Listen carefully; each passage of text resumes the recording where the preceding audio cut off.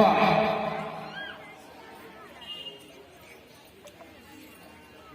जो व्यक्ति भी 24 घंटे में एक भी बार इस दुर्गा चालीसा पाठ में उपस्थित हुआ हो या कि अभी समापन मेला पर उपस्थित है, अपने आप को धन्य मानिएगा, क्योंकि यह कोई सामान्य कार्यक्रम नहीं है, कोई सामान्य धार्मिक गतिविधि नहीं है। यह ऐसा अलौकिक कार्यक्रम है जिस कार्यक्रम से आज भारत देश के लाखों लाखों लोगों की तकदीर बदली जा चुकी है। इस कार्यक्रम की विशेषता यह है कि जिस लक्ष्य को लेकर के यह कार्यक्रम किया जाता है, जिनके द्वारा किया जाता है, उनकी कथनी और करनी में कोई अंतर नहीं होता। अगर इस कार्यक्रम का उद्देश्य है कि नशा मुक्त हो, समाज नशा मुक्त हो, तो आप देख लीजिए कि यहां पर चालीसा पाठ गाने वाले, चालीसा पाठ में बैठने वाले जितने लोग हैं, अगर वह भगवती मानव कल्याण संगठन के लोग हैं तो नशा मांसाहार से मुक्त होकर के स्वयं जीवन जी रहे हैं, तभी चालीसा पाठ को संपन्न कर रहे हैं।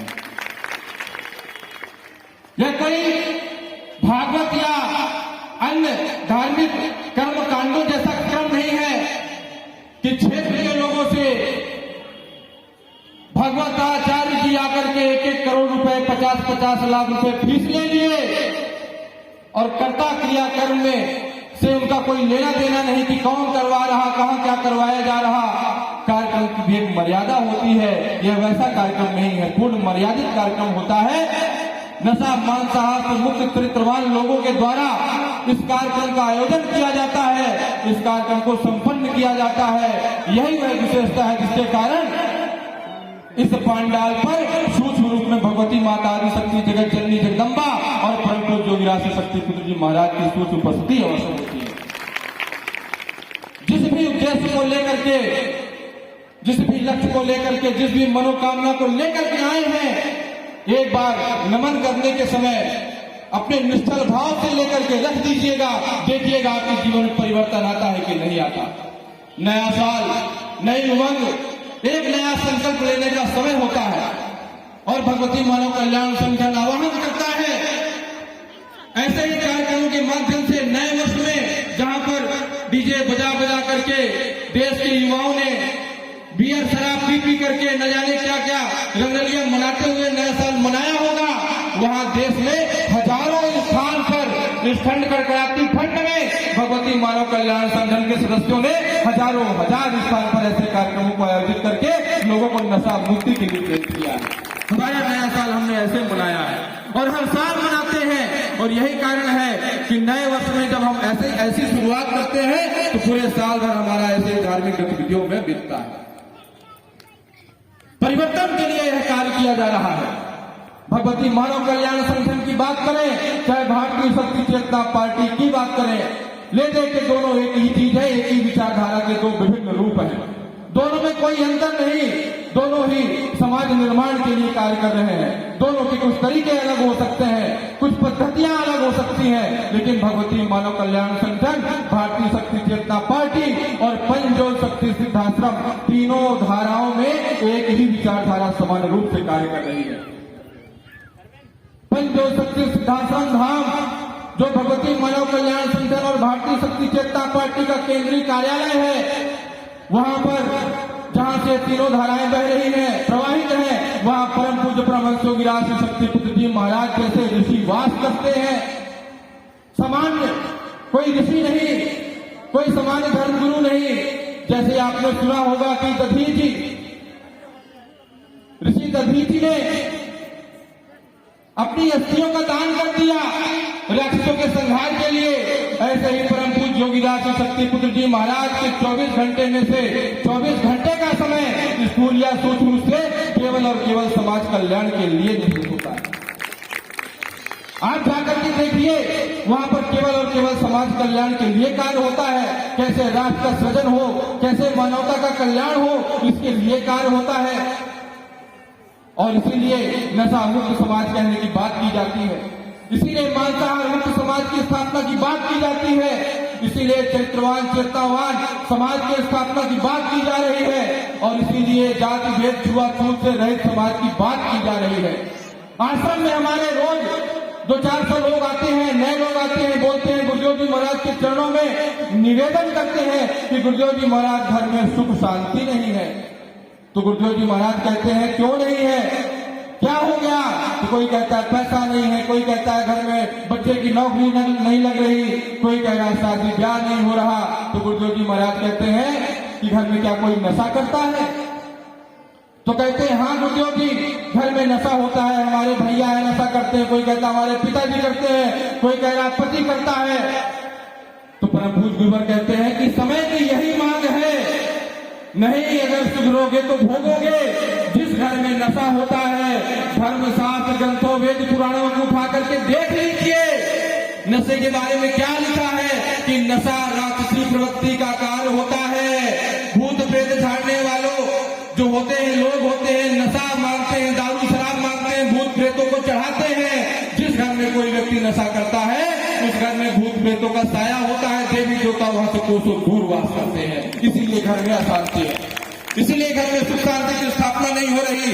भागवत करवा लो, कथा करवा लो, रामायण करवा लो, लेकिन अगर घर में एक भी व्यक्ति नशा कर रहा है, घर में कभी सुख शांति की स्थापना नहीं हो सकती।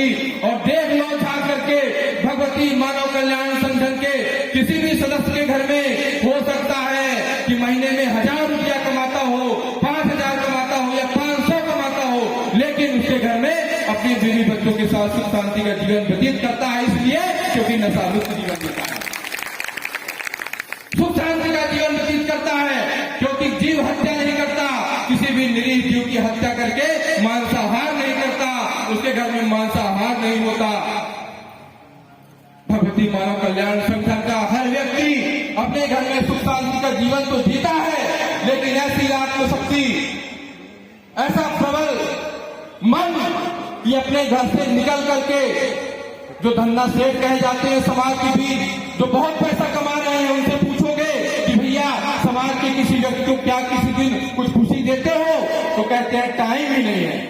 क्यों टाइम नहीं है? पैसे के पीछे भाग रहे हैं, व्यापार कर रहे हैं, नौकरी कर रहे हैं। लेकिन भगवती मानव कल्याण संगठन के किसी व्यक्ति का जीवन देखो, अपने घर में सुकून का रोटी दाल भी खा रहा है और 24 घंटे में से जो 4 घंटे निकाल करके समाज के किसी गरीब से गरीब व्यक्ति के घर में जाता है, उसके घर में माँ की ज्योति जलाता है और उसके घर में भी सुख शांति की स्थापना का मार्ग प्रशस्त कर रहा है। आत्म कल्याण और जन कल्याण का मार्ग जो भगवती मानव कल्याण संगठन भारतीय शक्ति चेतना पार्टी समाज के बीच स्थापित कर रहा है, दुनिया में दूसरी कोई संस्था दूसरी आपको ढूंढने से भी नहीं मिलेगी। आह्वान है, इस विचारधारा का पालन करिए। अगर हम संगठन में आपको ले चल रहे हैं, संगठन की विचारधारा की बात कर रहे हैं और कह रहे हैं कि भारतीय शक्ति चेतना पार्टी से भी जुड़ो, तो इसकी जरूरत है। ये केवल कहने की बात नहीं, आंख खोल करके देख लीजिए कि आपके अधिकारों का किस प्रकार हनन किया जा रहा है।